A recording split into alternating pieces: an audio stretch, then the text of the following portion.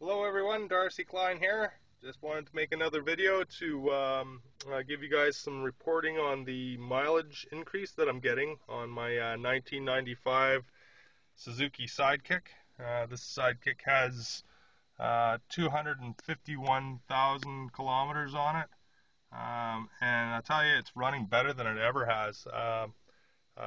The Suzuki Sidekick, this is a 1.6 liter, 90 horsepower, 5-speed transmission.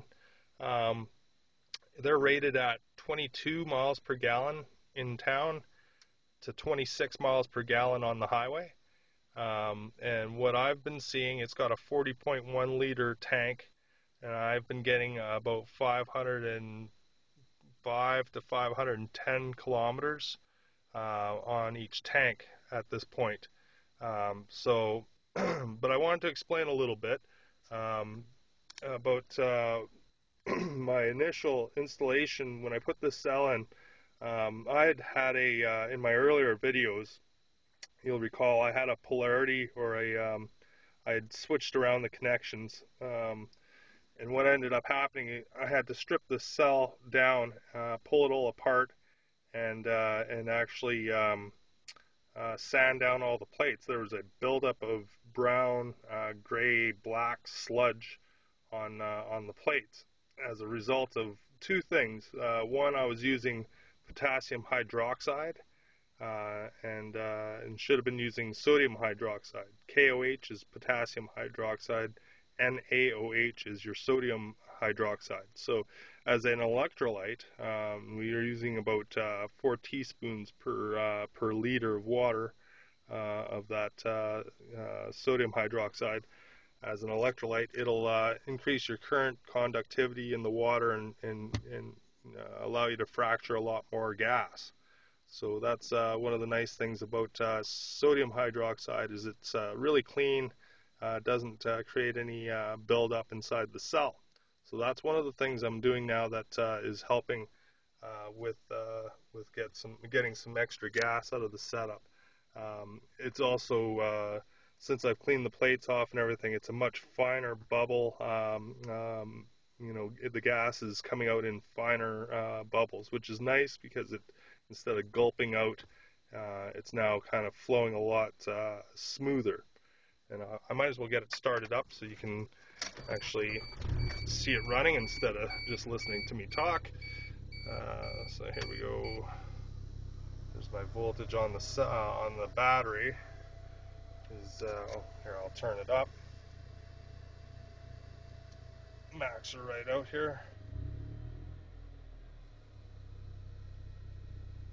So yeah, the bubbles are a lot finer, um, which is great. It seems to be okay. So getting back to the mileage, I'm getting about 507 kilometers on average in a 40.1 liter tank. In miles per gallon, I'll do the conversion. It went from, if I go at an average of 22 miles per gallon, I'm getting about 30 miles per gallon given those numbers. So that's a 6 miles per gallon increase based on its original 24. I'm looking at about a 25% increase in mileage, which is fantastic. I'm finding that I'm running a little rich, I believe. The vehicle, we've here in Manitoba, we've been getting a lot of really rainy days, and the humidity is off the charts here for what we'd normally be seeing.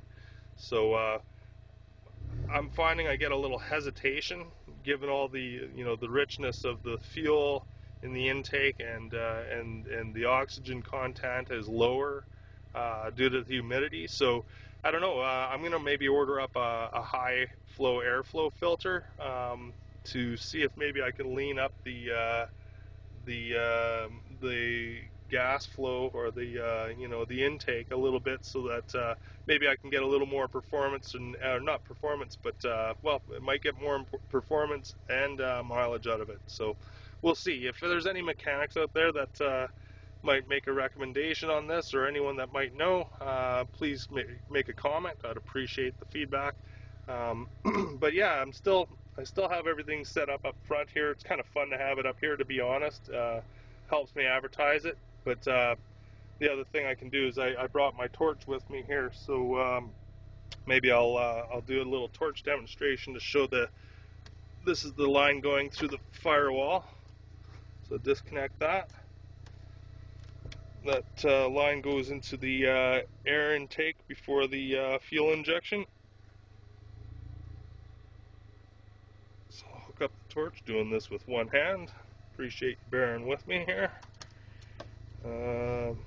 Now, question is, did I bring a lighter? Yeah. Let's see here. Pardon me for 1 second. Yes, I got a lighter. Okay. So here's the torch. Yeah, it's kind of nice to be able to demonstrate it this way. You know, when people doubt the validity of the hydrogen gas as a ambient fuel, you know, this is a nice way to show them that it can heat ambiently and burns more like you know, a Bunsen burner. And you know, here we go. You can see, look at all the water recombining out of the fuel. If you wanted, you could take radioactive water and probably break it down molecularly. I don't know if that's true. I'm sure you could do it with you know, contaminated water, urine. I don't know. If you needed to create drinking water, this would be one really nice way to do it. And yeah, don't mind all the cracks in my window. I drive a country road every day in and out of town, so that's actually kind of a nice way to demonstrate the torch. But you know, there's people that drive way too fast on the gravel road, so I get chips constantly. I'd change it out maybe next year. I got to get one more year out of this window. It's insane. Anyway, that's about it. Just wanted to report on the miles per gallon. You know, in addition to that, the miles per gallon increase, the performance increase. I'd do this mod for the performance increase alone. This is like I say, this motor's got 251,000 kilometers on it, and it's running better than it ever has. I've got power all the way through the scale, so you know, well worth it. Thank you, Reg. Thank you, Peter. All you guys that helped me get this this project running. Yeah, I'm loving it. And now that I've got the right electrolyte, I have a clean plates. I'm using sodium hydroxide. The amp flow is a lot better. I'm at about 12 amps here. 12 amps at 12 volts. So we're looking at you know, 144 watts, and it works great. Love it, love it, love it. There's Trip. Anyway, love and light, you guys. That's it. Signing off for now. Until the next video, we'll talk to y'all later. See ya.